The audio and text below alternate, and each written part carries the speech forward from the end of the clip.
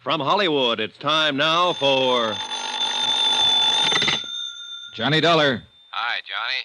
Pat McCracken at Universal Adjustment. Hello, Pat. Listen, I have something here I think maybe... Whoa, hold it, boy. I've already packed. Huh? You are? Yep, taking off in about an hour. First plane out I can get. Well, how'd you know? I've been planning it for months. How could you? It only happened last Thursday. Pat, Yeah? I'm going on a vacation far, far away to sunny Southern California.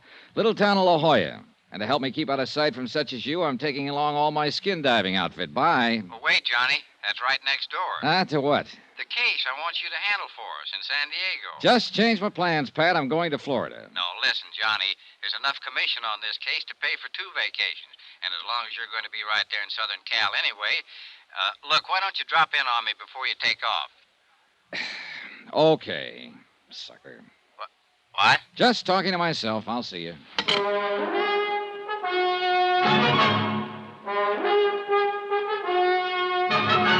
Tonight and every weekday night, Bob Bailey in the transcribed adventures of the man with the action-packed expense account, America's fabulous freelance insurance investigator. Yours truly, Johnny Dollar.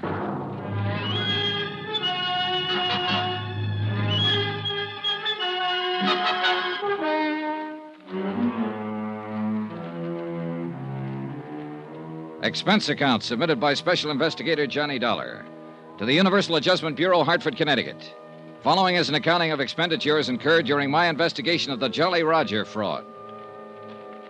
Expense account item 1, taxi for myself and my vacation luggage to the offices of Universal Adjustment, 436 Parley Street, Hartford, in the hope I could argue both Pat McCracken and myself out of taking on the case. The last 2 cases I'd handled for Pat had almost cost me my life, and I was beginning to be a bit superstitious about anything he had a hand in. But trying to talk him down was like trying to talk down your mother-in-law. Maybe your skin diving trick will help you crack the case. But the main thing is you're going to California anyhow. This way you can put your whole vacation on expense account. Pat. And, baby, if I know you'll run down the case in about 2 days, come up with a swindle sheet for a couple of weeks. Pat. To say nothing of the commission I mentioned over the phone. Listen, will you? You see, the Jolly Roger was insured by Southwest Maritime Insurance and Liability for 460 G's. Bert Parker, in their San Diego office, can give you all the dope on it. Bert Parker? Sure, you remember him. Handed you the Molly Kay matter a few months ago. A very profitable case for you, wasn't it? Well, wasn't it? Yeah. Yeah, but now look, So you'll clean up on this, too. The Jolly Roger, you know, was one of the finest seagoing yachts on the West Coast. No, I didn't know. But, Pat, I'm not going Big diesel job, 110 feet long. Floating palace. Probably the most luxurious wooden hull job built since the... Wooden hull? 110-foot diesel job? Wooden hull? And that, unfortunately, is why she burned to the waterline before the weight of her engines carried her down to Davy Jones's locker. Total loss, huh? Total. $460,000 gone. That's too bad. Well, Pat, it was nice seeing you again. Now I got to get my plane to New York to get my plane for the coast. But I haven't even told you why we want you to look in on this thing, Pat, I am going to the coast on a vacation, remember? But I told Bert that you were on your way. You told what? Sure. Phoned him right after I talked to you. Well, you dog. Sure. He's promised to contact the Mexican authorities that you may need to help you and have everything all... How are they involved? Oh, now, look, Pat, enough of this. I got to get along. Sure. My car's right downstairs, and I can tell you the rest I know. No. Tell it to somebody else. I'm going out there on a vacation. Baby, you can't let me down on this one. Look, we haven't got any regular man out there, only a couple of part-timers like Bert Parker. You know, sell the policies with one hand and act as adjusters with the other. I got to go. Sure. You see, here, I'll take that back. And this one. You see, that works out all right on small accounts, but on these big ones... Wow, what do you got in here? A case of scotch? Pat, will you shut up a minute and let me Not tell on you... your life. That'd give you a chance to change your mind about taking on the... Here's the elevator. Oh, excuse me, lady. Sorry. Now, I still haven't told you why we smell something wrong in this whole case. It's simply and clearly this, John boy.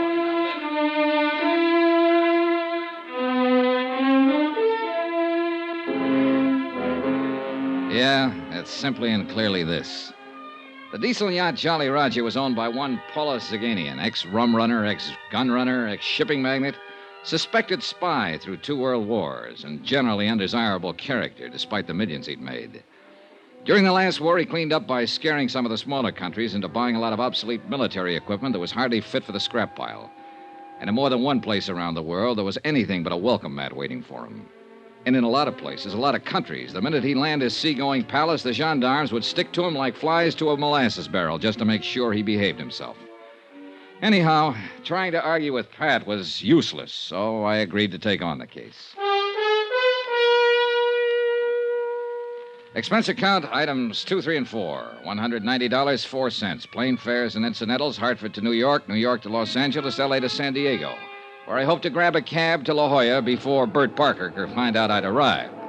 But I was met at the airport, but not by Bert Parker. Mr. Dollar. Yeah? I thought you were by the description. Oh, don't tell me they've got me on those wanted posters out here, too. Oh, silly. I'm Jan Penny, in Mr. Parker's office. You know, Southwest Insurance and Liability. Maybe I ought to take the case after all. I'm going to work with you on it. Oh, no, I'm sure I will. You see, Mr. Parker's in the hospital. When he received Mr. McCracken's wire about your time of arrival, he asked me to meet you here. Hospital? What's the matter with him? It's supposed to have been an accident. Hit and run. Well, what do you mean, supposed to be? Bert thinks they tried to run him down deliberately. Who? I think he'd better tell you about it. Yeah, I think somebody better.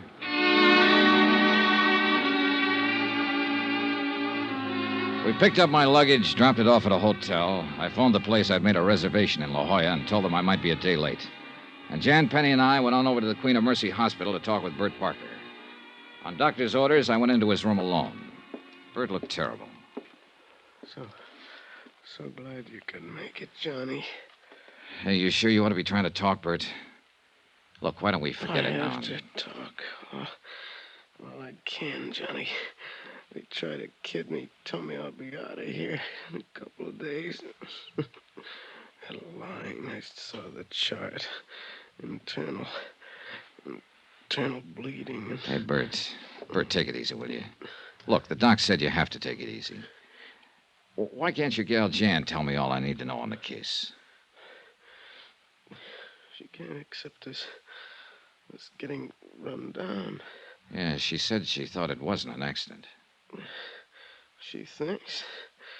I know. Yeah? Phone calls. Threatening phone calls. Threatening? About what, Bert? Because of holding up on this claim. Somehow somebody found out I called Hartford. Asked for investigation. Who? Nagin denies that he... The owner of the Jolly Roger? Yeah. Denies knowing anything about the calls, but they weren't kidding Johnny. That's why I'm here. Then they probably know I was asked to come out here. Johnny. Yeah? Johnny better go back. Drop this one. Oh, Bert. If they know you're here, they may try to... Johnny. Yeah? Hurts, Johnny. Nurse. 3 hours later, while Jan Penny and I paced the corridor, Bert Parker died. The only thing I'd learned from him was that I'd better be careful.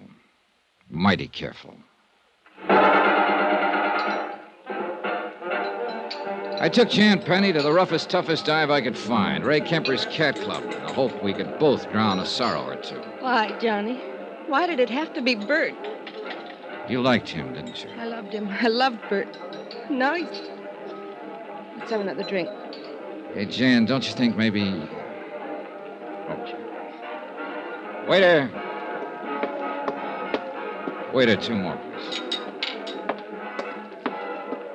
I know this is no way to face it, Johnny. It's all right, Jan.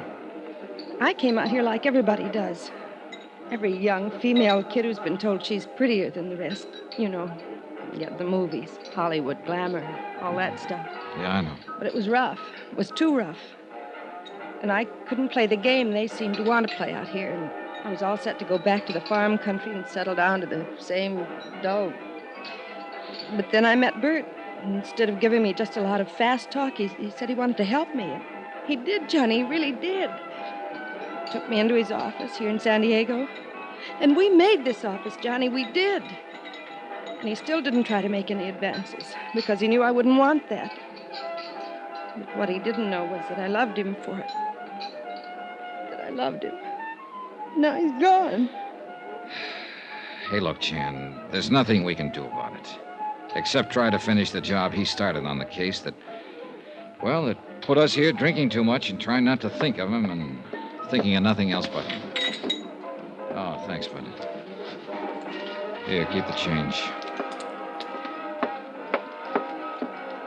Johnny, Yeah? you're like Bert. You're straight. I'm glad. Easy, gal. Maybe you didn't know him as well as I did. But you cared about him enough to do this, and I... Jan, take it easy. Listen, Jan. Yes? Grab your coat. I'm taking you home. I'm all right. Really, I am. You've got a double job to do tomorrow, his as well as yours.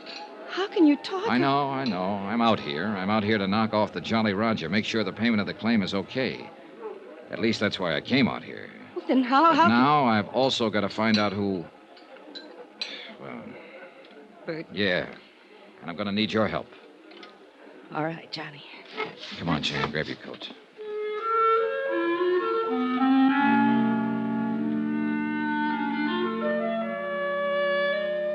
I took her home to her little apartment on East Drive. I didn't go up for the usual nightcap because I didn't want to. And I knew Jan didn't want me to. I dropped into police headquarters, homicide first, and then traffic detail to see if they'd been able to dig up anything on the hit-run driver who'd killed Bert. Nothing. Apparently, the threat he'd received just before the so-called accident was something that only he and Jan had known about. The expense account? Oh, I don't know. Call it $10. A couple of cabs, a couple of drinks, or maybe 6 or 8, or... I'm kind of tired tonight. Bert was a nice guy. Jan's a nice girl. In the morning, I'll call the hotel in La Jolla and delay my reservation there another day. Meantime, I'll get some sleep, I guess. Maybe I'll even cook me up a dream or two about skin diving and sunning on the rocks at La Jolla after all this whole rotten case is cleared up. Get myself a good winter tan to take the place of this high eastern pallor I've been trying to get... Oh. Hello. Hello. Johnny. Hello? Johnny, listen. Hello, I can't... Jan? Yes, Johnny. Listen to me. Yeah. We must have been followed tonight. Huh? Jan? I got a phone call just a minute ago. Yeah? A man. He threatened me. What do you mean he threatened you? How? Who was it? I don't know. He said, if I help you, Yeah? there'll be another accident. To me. Jan. And to you. And to you. Listen, Jan. Oh, Johnny, I'm afraid. Johnny Dollar. Johnny, this is Jan. Yes, Jan. A minute ago, after you left me here at my apartment, I got a phone call. Yeah? A threat. If I help you on this case, there'll be another accident. Huh? Like the one that happened to Bert. Fatal. To me. Jan. To you. Oh, Johnny, I'm afraid. Stay right where you are. I'm on my way over.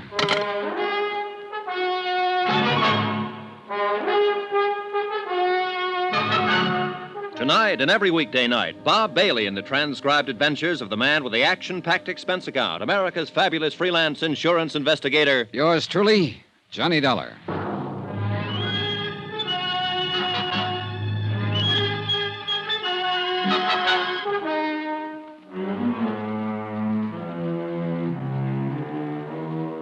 Expense account submitted by Special Investigator Johnny Dollar. To the Universal Adjustment Bureau, attention Patrick McCracken.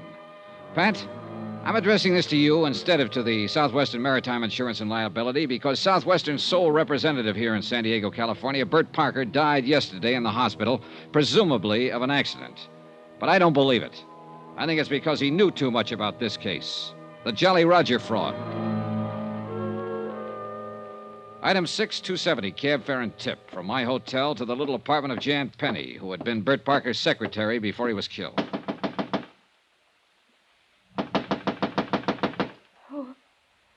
Who is it? Johnny Dollar, you all right?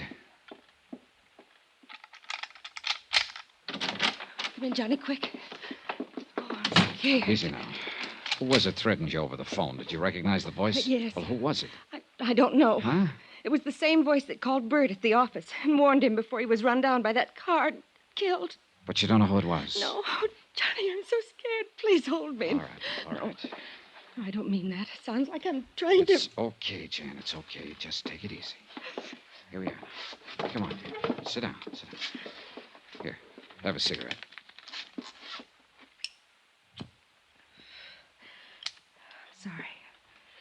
I'm sorry, Johnny. I guess it's just been too much for a gal. Yeah, sure. I don't doubt it. I thought when I bought you a few drinks tonight, you'd be able to come back here and sleep and forget what's happened. Forget about Bert being killed. It's because he held up the claim on the Jolly Roger, because he sent for you. That's why they're threatening you, too. Oh, Johnny, be careful. And you have no idea who they is? Of course I do. The same idea you have. The man who owned the Jolly Roger before she burned and sank. Paulus Zanagian. Just how much do you know about Zanagian? Only what Bert told me. He was an international crook, gun runner, spy, shipping magnate, international troublemaker. Yeah, and just about as welcome in any decent country of this world as the plague. Bert didn't want to insure the Jolly Roger. Certainly an appropriate name, all right. If ever there was an international pirate. But go on, Jan. Bert didn't want to insure it. $460,000, wooden hull and all, but he had to. Southwestern is a small company, Johnny, and the premium, 2 years premium in advance, was too much to turn down. So that was the clincher. Yes. Bert needed it so much. But then it burned and sank. Yes. When they submitted the claim, Zanagian himself. Oh? Yes, Johnny. It was Paulus Zanagian himself who bought the policy, and he made the claim. Demanded immediate payment. But when Bert decided to hold up until you could come out here and investigate it. The warnings and the so-called accident that killed him. Yes. Now they're warning me. You. Oh, Johnny, why don't you give this up? Where's Zanagian now? Here in San Diego at the Larchmont. And you're sure it wasn't he who called you tonight, who called Bert and warned him? I'm sure. I would have known his voice, his accent. But, Johnny, I'm frightened. All right, now look. Go on in there into your bedroom and sleep. No. Take a sleeping pill, whatever you like, but get some sleep. Look, there's nothing we can do tonight, and there'll be plenty for us to do tomorrow. But after that phone call, I'll stay right here on the sofa. Now, look, I've got this. Have you any kind of a gun? No, Johnny. Well, now, go on in there, lock your windows, close the drapes, and get some sleep. That's orders. All right. Good night, Johnny.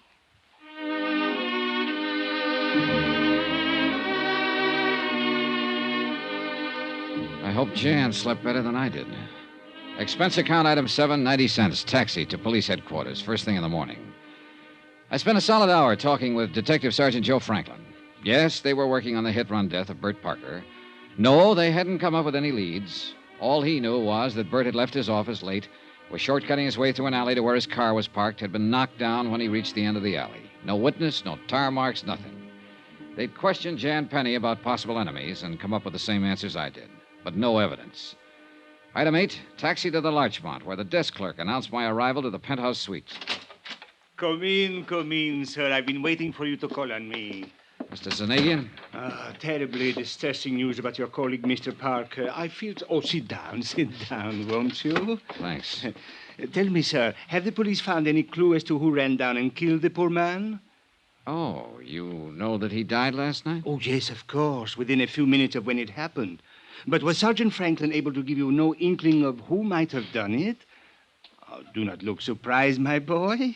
I not only know of your visit to police headquarters this morning, but of everything else you have done since your arrival here in San Diego. Well, that's very interesting, Mr. Zanagian. Yes, isn't it? But I'm sure the reason for it is very obvious. Is it? Of course, my friend, of course. I am depending on you to see that prompt payment of my insurance on the Jolly Roger is made. After all, that is the only reason for your being sent here. Who told you Therefore, that? I feel it my obligation to see that nothing happens to you, that you are given, shall we say, adequate protection during the time you are here acting in my behalf. Mr. Zanagian, before you That go is any... why I have made a trusted man responsible for watching over you at all times during your stay. Uh-huh. I suppose that's just a polite way of saying that you've had somebody tailing me since I got here. Oh, by the way, a lovely girl, Miss Penny, isn't she? And she was so devoted to Mr. Parker. Terrible shock to her, his death. Your solicitude to her is to be highly commended. You really keep tabs on things, don't you? But now, let us get down to the business at hand. Yeah, let's. The loss of the Jolly Roger came at a most inopportune moment. My crew were testing some new equipment in preparation for a somewhat lengthy trip abroad. When the accident occurred, they sent her to the bottom out near the Coronado Islands. Just what kind of an accident was it? What? Oh, forgive me, dear man. I forget you have not yet contacted the Coast Guard for the details of the whole affair. That's right, but how But did you... I am certain you will. So why should I bore you with information you will only have to hear all over again from them? Suffice it to say, dear sir, that the loss of my beautiful yacht was due to some mechanical failure, so to speak. Something with the electrical system, I believe it was. Yes, I do. But my point to you is simply that I must have settlement of my claim without delay so that I can leave the United States as soon as possible. For where? Do you mind? Oh, no. Of course I don't mind. But why bore you with my personal affairs? So urgent is my need for immediate settlement that I can only remind you that I am a most generous person. Which is to say, I can assure you of ample reward for anything you may do to expedite payment to me of the Now, just hold on a 400 minute. I'm sorry, my dear sir. Oh, dear me, I'm sorry. I've seemed to monopolize the conversation, haven't I? Mr. Zanagian, let's stop beating around the bush. An insurance claim for $460,000 is investigated in any event. Bert Parker seemed to think there was something wrong with this claim. He said so, and apparently it cost him his life. The same threats that were made to him have been passed on to his secretary, Jan Penny, and to me. And if that doesn't make the whole case smell to high heaven... my dear all right, sir. All right, now. Now you're trying to bribe me to make a quick settlement. So, mister, if I weren't suspicious of the whole thing before, you can believe me, I am now. Oh, my dear Why man. anyone with your reputation for millions should be in such a hurry to get his hands on a few $100,000, I don't know. But if I were you, I'd sit back very quietly and prepare for a long wait to see if you get it at all. Oh, how unfortunate this attitude for you. That a threat? No, dear boy, not at all. I am simply thinking of how much easier it could be for you. And, of course, profitable. Perhaps you will change your mind. Not a chance. Then, sir, since settlement of my claim seems to rest entirely on your shoulders at the moment, and since someone, I can't imagine who, has seen fit to threaten you, and please, don't forget that, dear boy.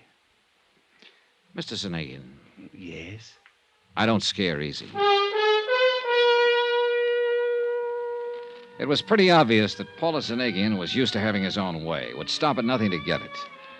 Bert Parker had been right. I'd have to watch my step.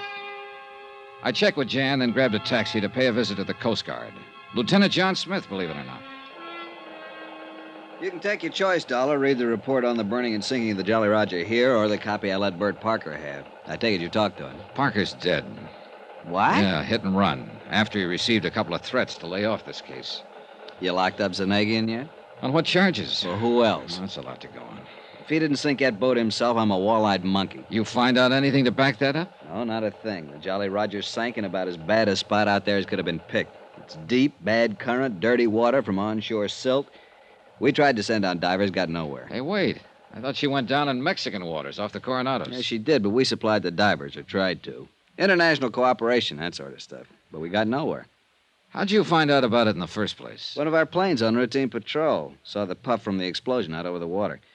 By the time it actually got there, the hull was nothing but a mass of flames. Sank 10, 15 minutes later. What about the crew? The crew were lost, except for one kid, a cabin boy. Yeah, where's he? Mexican fishing boat out of Rosarito picked him up. He was in bad shape. The explosion had blown him clear. He's in the hospital in Tijuana. Well, look, wait, hasn't anybody talked to him? He was too badly hurt at first. But I spoke with the hospital just before you got here, and they think he might be able to talk by sometime this afternoon. Well, what are we waiting for? Come on, let's get down there. And I can't until later. Look, have you got a car? No? You want mine? Well, sure, let's go. How far is it? Even within the speed limit, you can make it in a half hour. Out this way. All right. Car's out in the lot in the back. Hey, look, you're mighty generous, Smith. I'll try to make this up to you somehow. Forget it.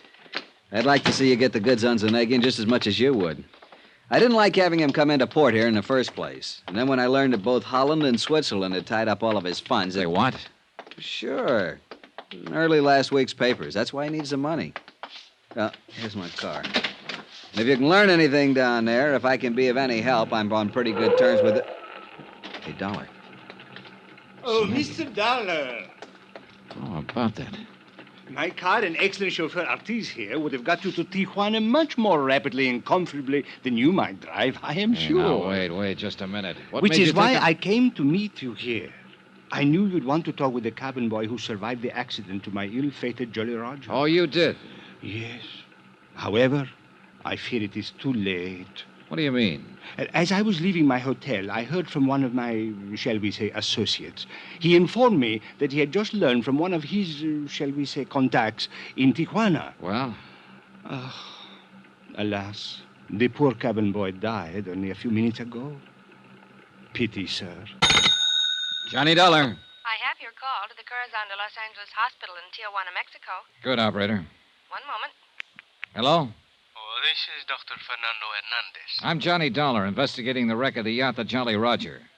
The only survivor reported was a cabin boy, and I understand he just died in your hospital. Yes, but under most unusual circumstances, Senor Dollar. That's exactly what I wanted to know. Also, Senor, there are some things he told me earlier that I think you ought to know. Doctor, I'm on my way down there to Tijuana to see you.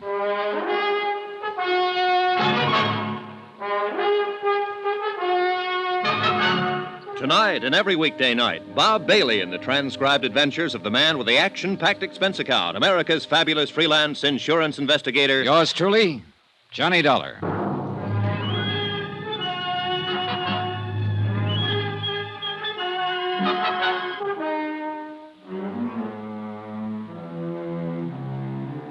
Expense account submitted by Special Investigator Johnny Dollar. Location, San Diego, California. To the Universal Adjustment Bureau, Hartford, Connecticut. Assignment, the Jolly Roger fraud. $460,000 worth of palatial yacht gone down to Davy Jones's locker. Expense account item 9, 40 cents, telephone call. To the hospital in Tijuana from a phone booth at Coast Guard headquarters here in San Diego. Because of the knack Paula Zanagian seemed to have for knowing everything I did, everyone I talked to, even on the telephone, I was afraid to let my call go through even the Coast Guard switchboard. But before leaving for Tijuana, I checked with Jan Penny and talked briefly again with Lieutenant Smith.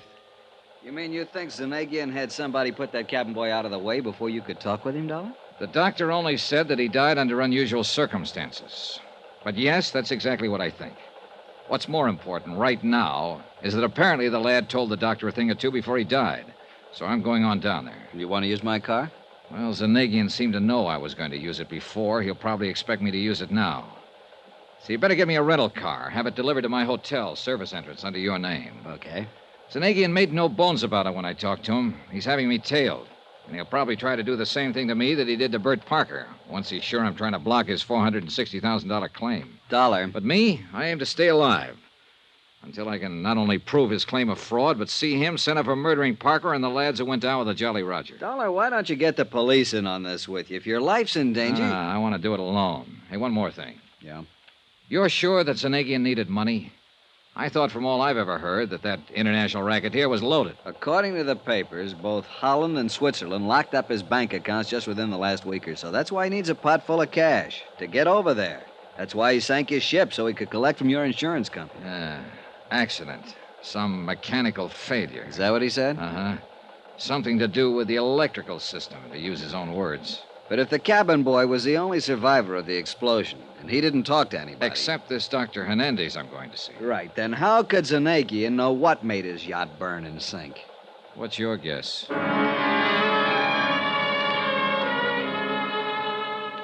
Expense account item 10, $50, deposit on rental car. On the way back to the hotel to pick it up, I kept looking for somebody that I could identify as the tail Zanagian had put on me. But if he was there, I couldn't tag him. And as I drove the few short miles from San Diego to Tijuana, I began to wonder if maybe I was just too small fry for Paula Zanagian, shipping magnate, munition maker, international spy, to bother with. Nonetheless, I still kept an eye out for a familiar face, or more to the point, for a familiar car that might be following me. Midday traffic on the big broad highway was astonishingly sparse. A handful of tourist-type cars loaded with families on the way across the border for a quick look-see at Mexico. A handful of movers who were on their way to see how far and how long their American dollars would keep them in favorably exchanged Mexican pesos. Some smart Cadillacs, some of them towing outboard runabouts and filled with eager-eyed fishermen. And the usual run of trucks, big trucks and trailers. The boys who made a living behind the wheel, the best drivers on the road, wherever they were, loaded with goods for transport between states or countries or what have you. I drove fast, I drove slowly, and I still didn't see any car that might have been following me. To make sure, I took off on a gravel side road, drove a mile or more, and waited. Nobody followed me. So I finally gave up and went back to the main highway. At the border, I asked the guards where the Corazon de los Angeles hospital was, drove the car to it, parked in back, and asked the first nurse I could find, and I should have stopped right there because she was beautiful, asked her where Dr. Hernandez hung out. Hernandez spoiled a beautiful romance in the budding and led me into his office.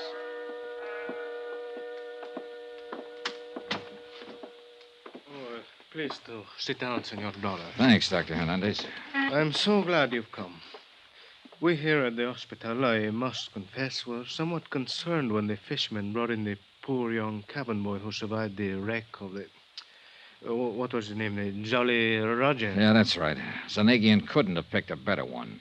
So? Jolly Roger's the name of the flag that pirate ships used to fly, skull and crossbones. I suppose you know. See, I know. He was a glorified pirate preying on the whole world.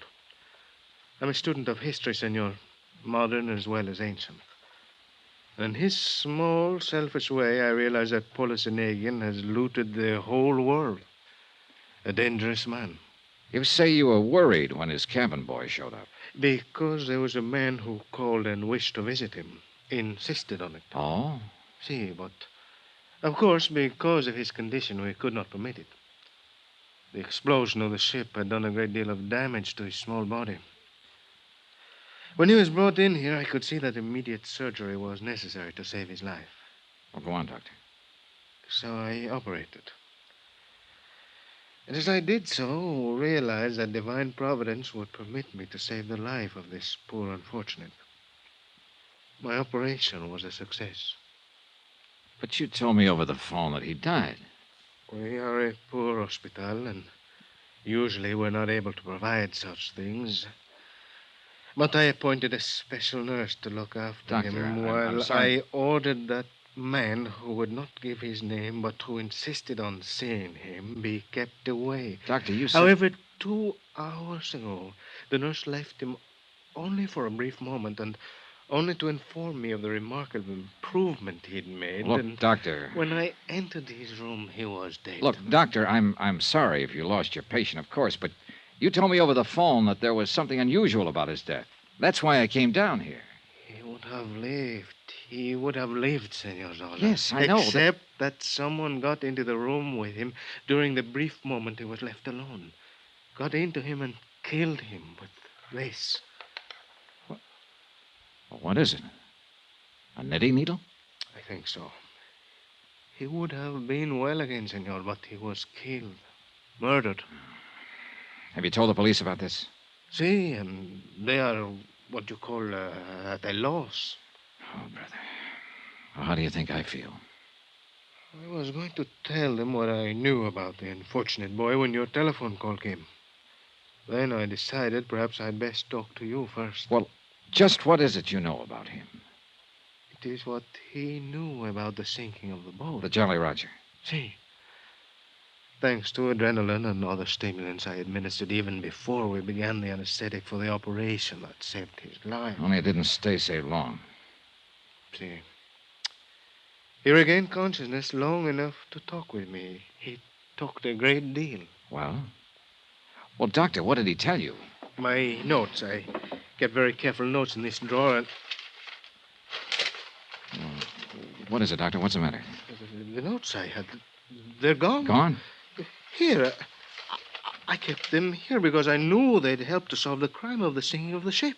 Well, what did this boy tell you? Notes or no notes, Doctor? You must remember something of what he told you. Well, see, yes. Well, what? That he'd seen a strange device taken aboard the ship. He was young and curious, as all boys are. Yeah? That only the captain of the vessel had handled it, had taken it to the engine room. That he had inquired about it and been told to mind his own affairs. Well, what kind of a device was it? Did he tell you? Like a clock, he said. Huh? A clock on a large box, like an alarm clock. It was set for 2:35. He hold everything. That was the time the Coast Guard patrol plane saw the explosion. I knew that. All right, go on, Doctor. That, Senor Dollar, is all. Well, I don't know about you, but it sounds to me like Zanagian or one of his men or both planted a time bomb in the engine room of that yacht. See? No. Now, wait a minute. Yes? If the captain knew about it... Hey, look, Doctor, the U.S. Coast Guard reported that the only survivor was this cabin boy. Now, surely the captain wouldn't have let himself get blown up. Oh, no, he would not, except for one thing. Yeah? And I tell you only what I know from the cabin boy. Oh, yeah, what's that? This trip was a test. Before the ship, the yacht, was to go on a long trip. It had many new devices on it. Uh-huh. A large, tall mast for what you call a radar. Yeah, go on. The Capitan, when they reached a point of the Coronado Islands, ordered a small boat put, over the side. Yeah, that's right. Go on. But in doing so, the radar mast, fell down, and the Capitan was struck by it. Therefore... Doctor, now listen carefully. Tell no one you've talked to me. Tell your local police, if you like, what you learned from the cabin boy. Report it to your Coast Guard or whatever you have to do down here in Mexico. But don't, under any circumstances, let anyone know you've talked to me. I do not understand, senor. You wonder where your notes on the cabin boy are? Well, if you ask me, Zanegian is looking them over right now. Impossible. Nothing is impossible with a guy like him. Now, what I'm getting at is this. I'm a marked man, Doctor. He's after me, and he'll be after anybody who tries to help me. Cannot believe. Well, you'd better, if you want to stay in one piece, so take no chances. I don't think I was followed down here, but I may have been. If so, your life is in danger, same as mine. So please, watch your step until I can pin whatever it takes on Zanegian to send him up for life. Oh, this is fantastic. Yeah, sure it is. But outside of you and a girl named Jan Penny and... Doctor, may I use that phone of yours for a call across the border? Well, of course. Here. Thanks. Hello? Hello, operator. I want to call Coast Guard headquarters in San Diego, California. Lieutenant John Smith. You know something? Your Mexican operators speak as good English. Hello? Yes, thank you. You seem alarmed, Senor Dollar. Are you Doc, sure I just hope you find no cause for alarm before this mess is over. But I say it again. Watch your step. The mere fact that you've talked with me that... Hello? Oh, where can I reach him? Well, sure, I'll talk to anybody there at headquarters. Hello, I'm calling Lieutenant John... I see. Thanks. What is it, Mr. Dollar? Lieutenant Smith is dead. What? A hit-and-run accident. About an hour after I left him. Watch your step, Doctor. See. And you too, Senor Dollar. Johnny Dollar. Sergeant Franklin, San Diego Police Homicide. Oh, thanks for returning my call. What are you doing in Tijuana? Following a lead on the sinking of the Jolly Roger. What else? I still think that yacht was sunk by her owner, Paula Zanegian. You're not alone, Sergeant. Listen. Yeah? Bert Parker of the insurance company was suspicious. He held up the claim, so he was killed. Hit and run. I know. Lieutenant Smith of the Coast Guard was helping me with the case. Now he's been killed. Also hit and run. We know. We're working on it. Jan Penny, who was Parker's secretary, is helping me, too. Get it? I get it. I'll assign a man to protect her immediately. Good. But, Dollar... Yeah? What about you?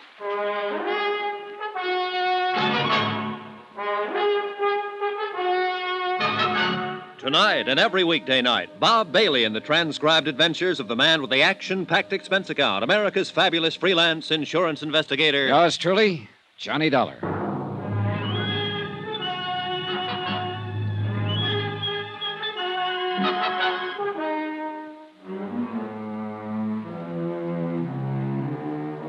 Expense account submitted by Special Investigator Johnny Dollar. Location, San Diego, California. To Universal Adjustment Bureau, Hartford, Connecticut. Assignment, the Jolly Roger fraud. The sinking of a palatial yacht of that name and a couple of murders connected therewith.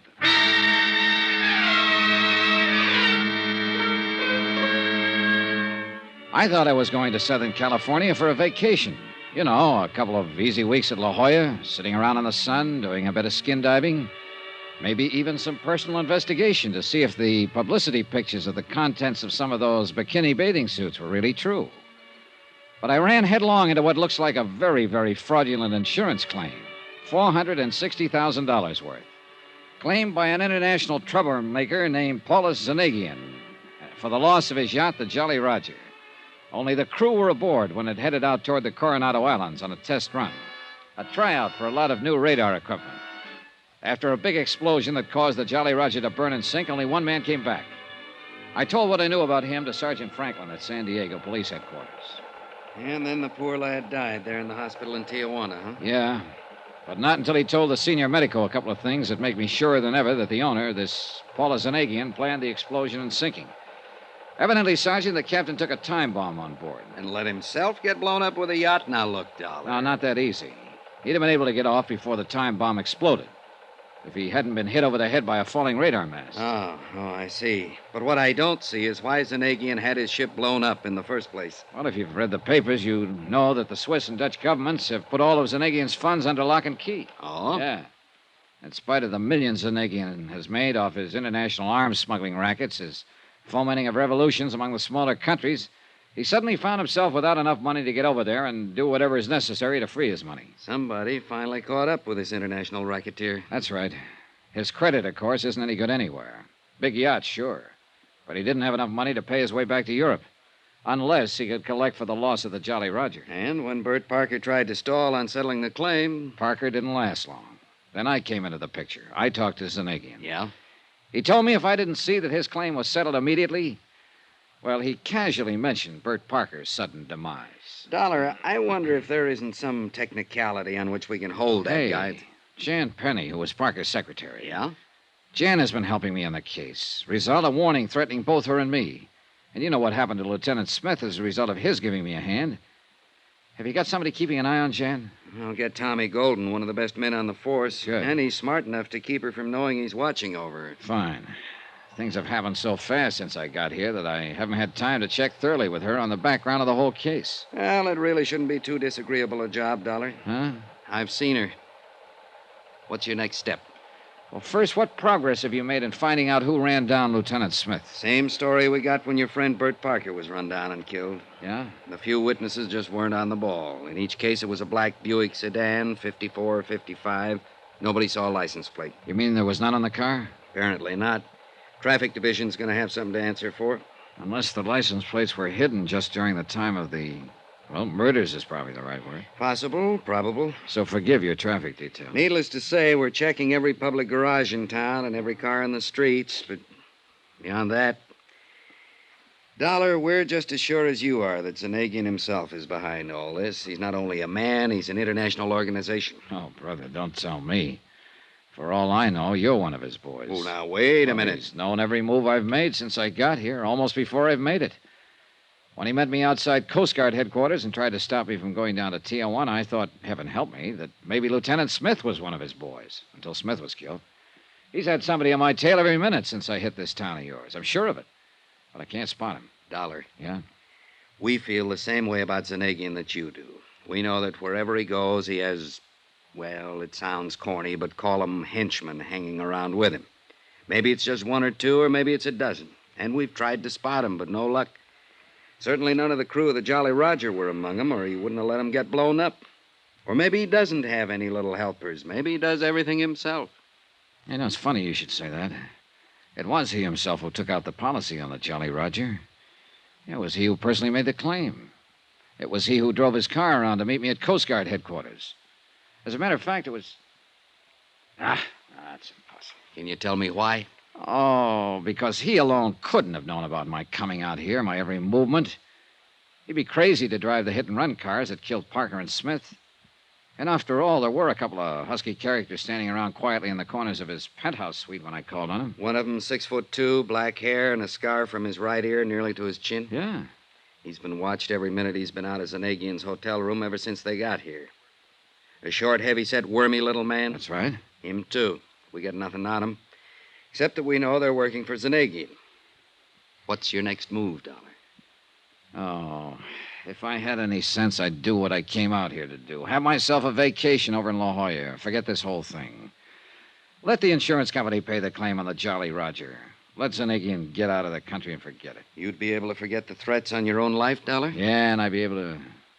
Hey, wait a minute. What about Jan Penny? I told you I'll have a man looking after her. Oh, yeah.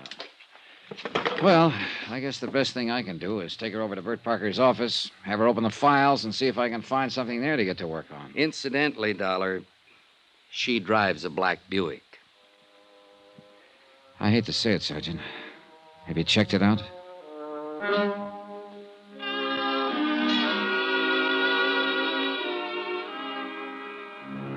I probably shouldn't have thought what I thought about Jan when I asked that question.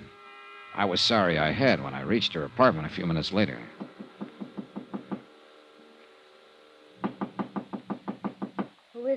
Johnny Dollar. Johnny, I'm so glad. I was worried about you. Has something happened, I Jen? was worried about you. That's all. When you told me you were going down to Tijuana alone, well, I was worried about you. Oh, thanks. Hey, look, Jen, let's get down to business. Did you go down to the office this morning? Yes, I took a cab down there right after breakfast and spent the entire day. Uh-huh. Were the files on Zanagian's policy on the Jolly Roger intact? Well, yes, why do you ask that? And nobody bothered you there?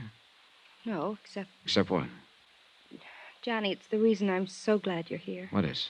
All day I've had the feeling I'm being followed. Well, maybe you are. Because of the warning over the phone, the one I told you about. And you still don't know who it was? No, but Johnny, the warning was for you, too. If you don't lay off this case. Is that the way the voice on the phone put it? Yes, and it threatened me if I helped you. Look, Jan, you want to back out while you're still in one piece? You know what happened to Bert Parker when he tried to buck Paulus as an agent? I love Bert, Johnny. He was the kind of man you are. Honest and good and... Oh, Johnny, why don't you get out of this case? Pay him off, anything. But don't risk your life on it, too. You really mean that, don't you? Oh, you're fine, and... Don't you see this madman Zanagian will stop at nothing to hurt the people who oppose him. And if you keep on... Even if it means forgetting about finding out who killed Bert Parker? Yes, Johnny, yes. If it means putting your own life in danger, settle his claim, anything. How about you? I'll go away. I'll go somewhere else and try to forget the whole thing. Oh, Johnny, listen to me. I'm listening. It isn't worth it to take the risk you're taking. Jan, it's my job. Look, why should you worry about me? Because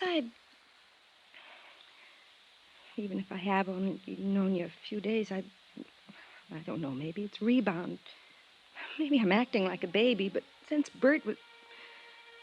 Oh, Johnny, I'm so alone and I'm so lonely.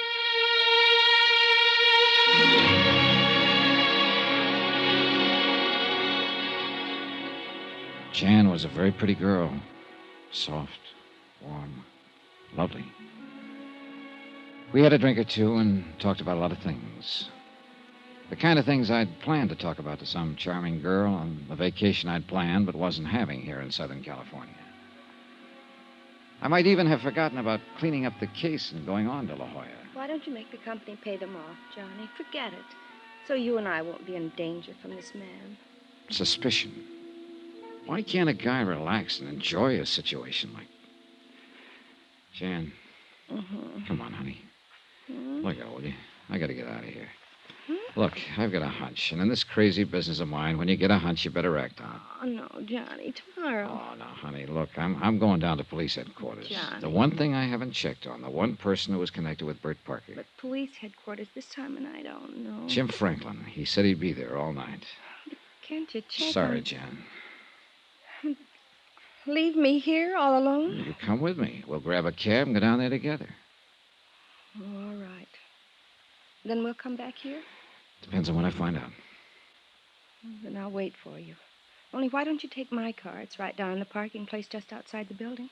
Okay, sure. Here, I'll get you the keys. How'll I know which one is yours? It's an old black Buick in parking space 5 down there. It's just had a new paint job. You can't mistake it. Here. Okay, thanks. Jan, didn't you say something about taking a cab down to the office this morning? Because of the fresh paint in my car. It was so foggy this morning. I wanted it looking nice in case you wanted to use it. Ah, you're a rascal. See you later.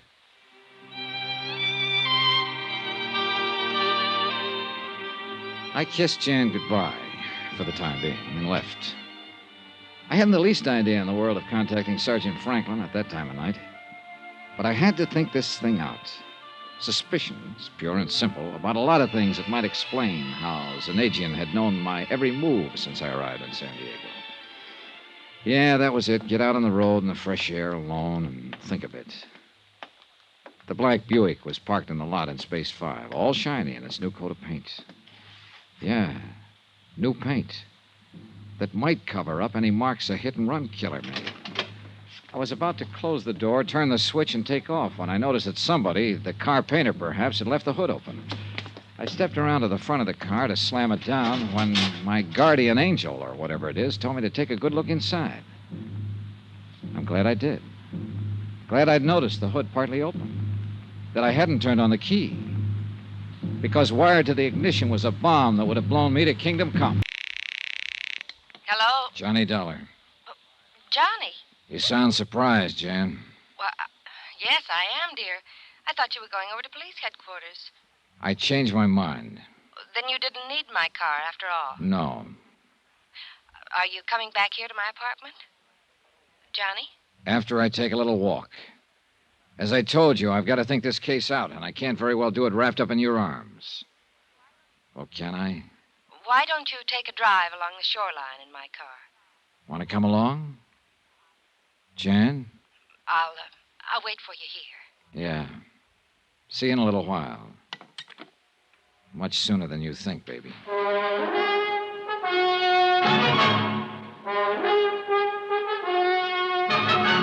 Tonight and every weekday night, Bob Bailey in the transcribed adventures of the man with the action-packed expense account, America's fabulous freelance insurance investigator. Yours truly, Johnny Dollar.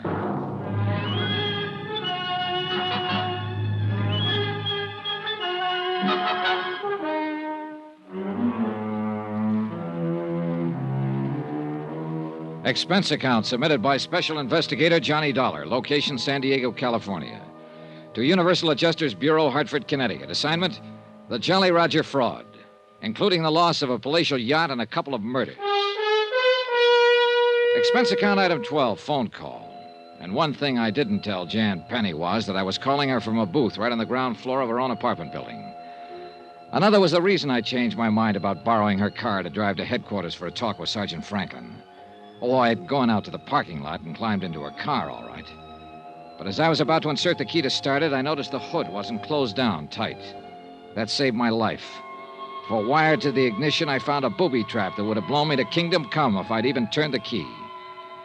After hanging up on Jan, I hopped upstairs to her apartment and pressed an ear against the door. No, he didn't. Because he just phoned me from somewhere outside. But he said he's coming back here, and I tell you, you'd better come over here. No, he just said he's going for a walk. Of course I can handle. All right. I went back to the first floor to the phone booth and called Sergeant Franklin. You think Jan Penny's in with Zanagian on this whole deal? Tell you this, I don't like what I think. Look, Sergeant, I'm going back upstairs to talk to her again. Talk, did you say? Yes, talk. I'm going to lay it all out to her, tell her what I suspect and why. If I can break her down, okay. If I can't, well, I misjudged her. Lucky stiff. Huh? I've seen her, Johnny boy. What's that supposed to mean? I hope you have misjudged her for your sake. What? Reconciliation. What a lovely way to spend the rest of the evening. Look, you dope. Go to it, boy, and happy hunting.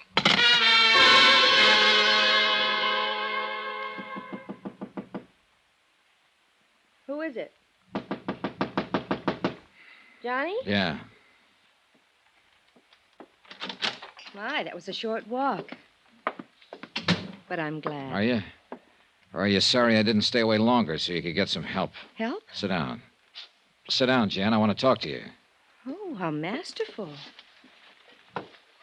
Here? As you know, I didn't borrow your car after all. Sit next to me, darling, and let's continue from where we left Because off. Fortunately, somebody goofed, left the hood partly open. Closer, Johnny. That's why I discovered the booby trap that would have gone off as I turned the ignition key. Closer, Johnny. Booby. What are you talking about? That's why you didn't hear the expected explosion right after I left you. Oh, no.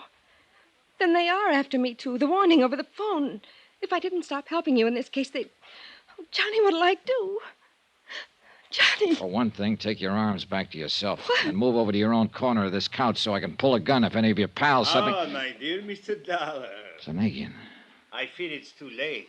Artis here will pull the trigger if you so much as move a hand toward your gun. He's an excellent shot. Yeah, I'm sure he is. Awkward coming in the service entrance, but I was concerned lest your phone call in the lobby might have been to the police. Here now.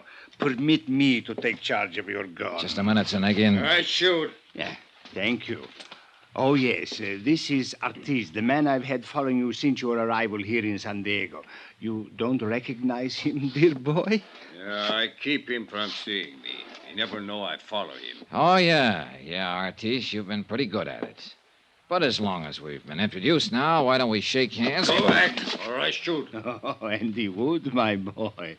And I believe you call it a silencer, would obviate any undue noise. Wouldn't you be happier if he did pull the trigger, Zanagian? But I wish to talk with you, dear Mr. Dahl. I don't think we have anything to talk about. Oh, but we have.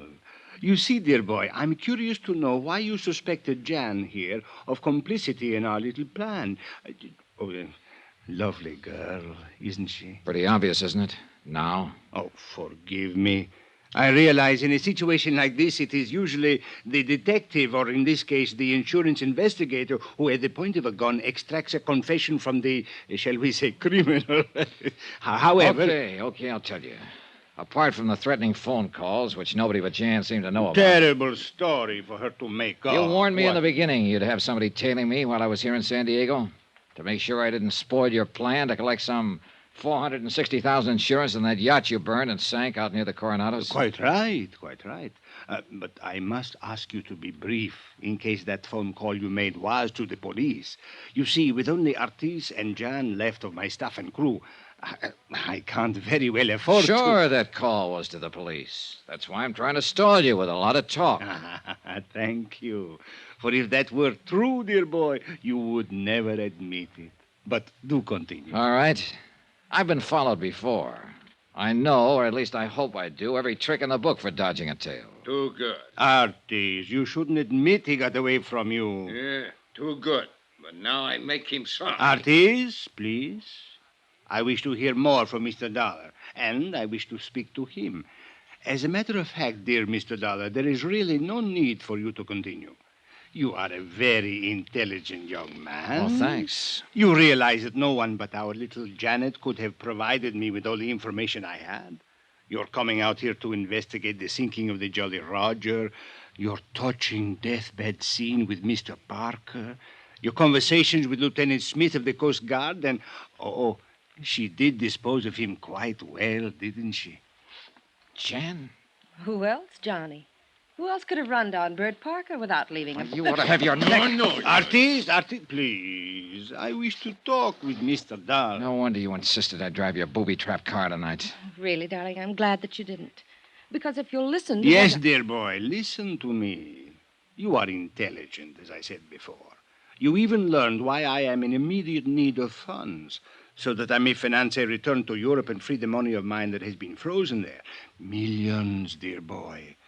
And as the lovely Janet will attest, those who work with me share with me. It's true, Johnny. Regardless of his reputation, when it comes to the people who will work with him, Like the crew of that yacht and whoever else was working with him. He admitted that only you and this trigger-happy character here were left. Oh, tools, my dear boy. Quite unlike the intelligent colleagues such as yourself and Janet, whom I wish to keep close to me. Oh, artist boy, that means you better watch your step. What do you mean? Nothing, Artis, nothing. My dear Mr. Dollar. Yeah, I get it. All I do is report that your claim should be paid, and I'm on your team. And you will never regret it. Not only money, more than you ever dreamed of, but... Janet, my pearl, you do like our Mr. Dollar, do you now? You dirty rotten. Oh, get right. You admit you sank the Jolly Roger yourselves, and again. But of course. And all the men who went down with it. What had to be done? Even the little cabin boy. Oh, yes, dear boy, yes. Both he and the crew on the Jolly Roger were in danger of upsetting my plans. They had to be eliminated. But you, dear man, please, do not stand in my way. Much as I like and respect you, if you do, you will leave me no choice but to eliminate you. Even as I had to rid myself of Parker, the Lieutenant Smith, the cabin boy. Look, son, again. What if I were to say, okay, I'll go along with you? To say the least, it would get me out of this present pickle I'm in. And much more. I still wish that gorilla of yours would aim his gun the other way. Oh, Artis, I think you might relax a bit for the moment. But I watch him. Go on, dear boy. Okay. What kind of assurance do you think you'd have that I wouldn't double-cross you? There is the factor of fear. Fear? Oh, my dear man, don't you see? The choice is as simple as this, and the choice is yours. You either accept my offer now, or you accept a bullet from Artis' gun. And the latter I would regret exceedingly. Not only because of you, I like you, but because it would mean temporary interruption of my plans. A quick trip across the border to avoid being found when your body is discovered, and the necessity of devising some other means for attaining passage to Europe. But far more formidable problems have been overcome many times. Dear Mr. Dollar, I do not wish to have to discuss this further. So tell me. Zanagian, I have good news. Yes? For me, not for you. You mean you refuse? No, dear boy. No, I mean you aren't going to have to discuss this any further. You won't be able to. But, my Much dear... as I'd like to tie up this case with a big fancy ending, a real dramatic tagline... I do not understand you, all of dear your boy. long-winded confession a minute ago might just as well have been stated in court. What? As a matter of fact, you'll probably hear it in court, word for word. I do not understand. You and this homely trigger man of yours aren't the only ones who know about the service entrance to this apartment. Wallace! What do you mean? You may as well give up quietly, because the gentleman standing in the doorway directly behind No! you is Sergeant Franklin of the San Diego... Oh, no, you don't, Artie. I've been wanting to target yours. No, please! Do not hurt me! Help! Please!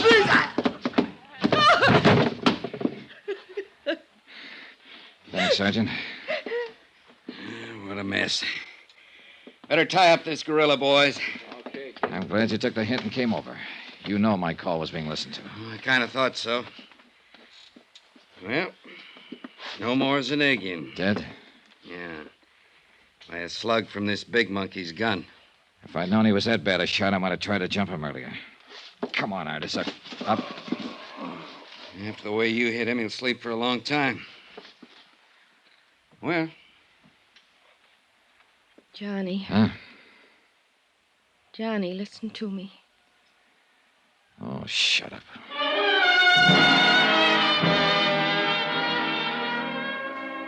Expense account item 14, $217.50, hotel in San Diego, incidentals and plane fare back to New York and Hartford.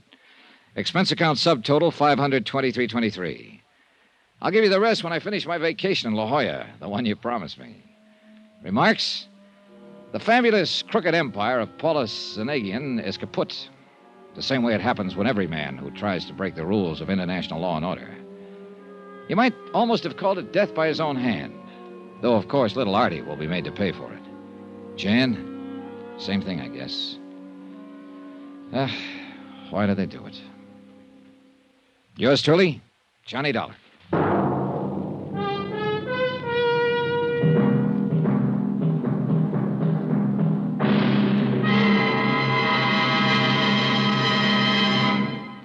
Now, here's our star to tell you about next week's exciting story. Next week, vacation. And a beautiful romance that turned out to be a prelude to murder. Join us, won't you? Yours truly, Johnny Dollar.